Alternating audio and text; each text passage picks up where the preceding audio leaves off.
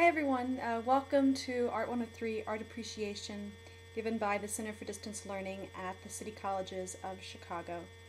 I'm your instructor, Laura Smith, and I thought I'd start out with a short welcome video so that you could see a face behind a name and make this class a little bit more personal than what could be a more impersonal online experience. So feel free to do the same in your discussion one posts when you introduce yourself, but it's not at all required. This class will be an introduction to visual art, a whirlwind tour of both the visual elements or foundations of art making, and a glimpse at the history of art, the world over. So we're going to look at anywhere from prehistoric cave paintings to early 20th century sculpture. So that's more than 20,000 years of art history, folks, so get ready. All of the assignments will help you better prepare and understand visual art and the various artistic traditions and be able to discuss them using the language or vocabulary of art. Both the internet and the City of Chicago have endless resources allowing you to both experience virtually and in person these works and their rich artistic traditions. So I'm going to make use of these things as we progress, and you'll do the same in your group projects later on in the semester, but more on that later. So each week, as you see already in Blackboard, I'm going to post an announcement with a kind of to-do list of that week's activities and assignments. So refer to this in addition to your readings and assignments calendar located under syllabus and the assignments link to keep you abreast of everything that's going on and what you'll be responsible for. Begin by browsing around the course site, check out all the links, see what they have to offer. And remember, you can always message or email me. Please use your City College's email as well. And I'm here to help with any questions or suggestions you might have or need. Also, if you're new to online learning, I highly recommend taking an orientation, either online or in person. And I've posted links to these in the announcement 1 for this week.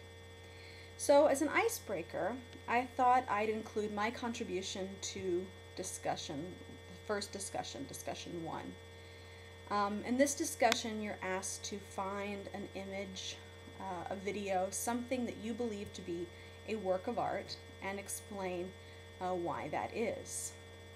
To give you an idea of how to go about this, I'm including here in this video intro works by 3 artists who've long inspired me as a teacher and art historian, and just my personal thoughts on these works and the artists who made them. Feel free to expand beyond these traditional categories of painting, sculpture that I've included. You may find cake decorating or interior design or architecture or auto body painting to be particularly artistic. So post a link to that and describe why you believe that is. So I look forward to learning about your creative interests, and here are a few of mine. I hope you enjoy it. Welcome to the class. This is a painting of Eleonora of Toledo and her son by the great 16th century Italian Mannerist painter Agnolo Bronzino. I like the painting for its stylized elegance, peculiar doll-like subjects, and the surface detail. It also gives us an interesting glimpse at the reserved and sometimes haughty personas found in 16th century Italian aristocracy. Jumping forward several hundred years, here's a photo from the 1940s by the great street photographer Helen Levitt.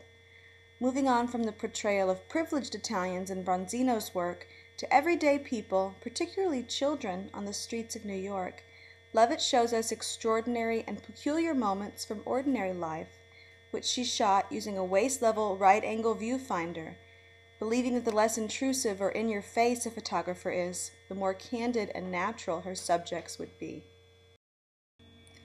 Lastly, here's a work you might not initially consider a work of art, since it doesn't fit easily into any traditional category. This is Felix Gonzalez Torres's untitled Portrait of Ross in L.A. from 1991, which is, at its most basic, a pile of candies in a corner. But it's really so much more than this. As a portrait of his partner Ross, who at this time was wasting away from an AIDS-related illness, the weight of these candies represents the ideal weight of Ross before his sickness and eventual death. Viewers are invited to take a piece of candy and taste its sweetness, to literally consume the artwork. But by doing this, they symbolically take away a piece of Ross, thereby becoming complicit in this loss. While the artist's personal experience and relationship is not our own, he hoped with this simple act of generosity, we would be reminded of the universal experience of love, of delight in one another, and eventually of loss.